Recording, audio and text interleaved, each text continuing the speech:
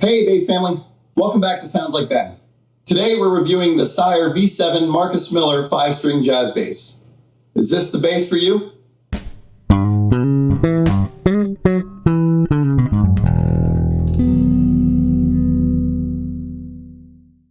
Several viewers left comments on my video for 5 amazing basses under $500 that I really needed to check out the Sire basses. While Sire does make some basses in this price range, the V7 streets at around $750. Alright, let's quickly run through the specs. You have a one-piece flat-sawn maple neck with a bound and blocked 22-fret ebony fingerboard. The rolled fingerboard edges are new for the second generation. You can really tell that Sire spent a lot of time getting the feel of the neck just right. I prefer 24-fret 5-string basses, but that's purely personal preference.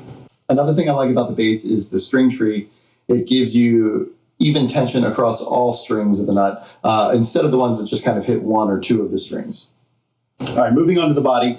You have an alder body with a high mass bridge. The plate is not that dense, but the saddles are just huge.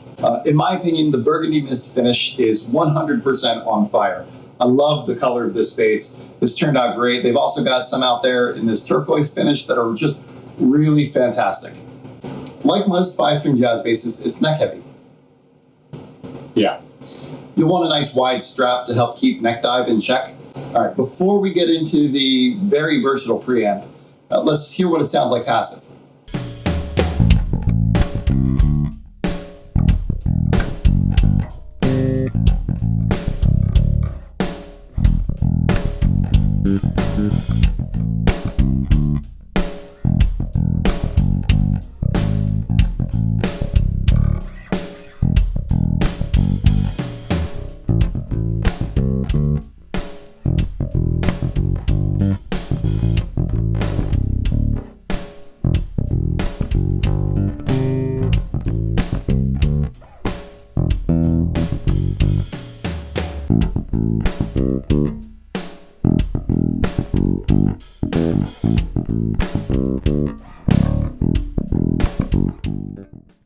All right, we're going to run through the controls. You have 2 Sire by Marcus Miller jazz bass pickups, volume, passive tone control, pickup blend, treble, mid with a dialable mid frequency, and a bass control. And then this is your active passive switch. All right, let's throw it into active mode and hear how it sounds like that.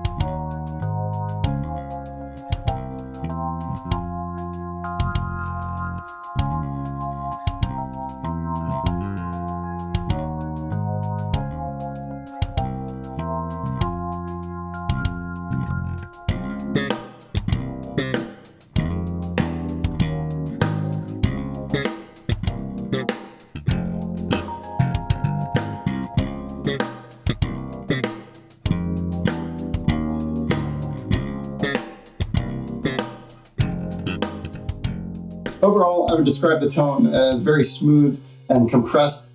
It would sit well in the mix in a variety of contexts. Sure, it can do the Marcus thing, but it can do so much more. I would think of this as a great bass for modern R&B, smooth jazz, blues. It works well in a heavy rock context if you've got some driving grit on it. I've also seen it show up in some pits for musicals. On to the ratings. For construction and features, I'd give this bass 5 out of 5. I've not seen anything better at this price point. Setup, I'll give them a 4 out of 5. This bass actually did receive a setup at Keith Holland Guitars before I purchased it, but I've played a lot of them in stores, and in general, they're pretty well set up. They're not, at Sadowski or I would say Music Man levels of setup straight out of the box, but they're pretty good. For tone, I'll give 4 out of 5. The flexible preamp allows the bass to cover a lot of ground, and it never sounds harsh in active mode. That said, I did take away 1 point because I would like more bite out of that rear pickup. Value, 5 out of 5. The Sire easily gets a 5 in this category. At $749, it plays as well and sounds better than basses that are twice its price.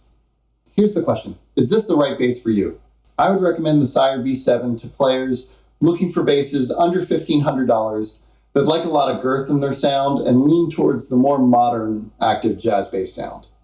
So what are the trade-offs? This is not the most lively bass.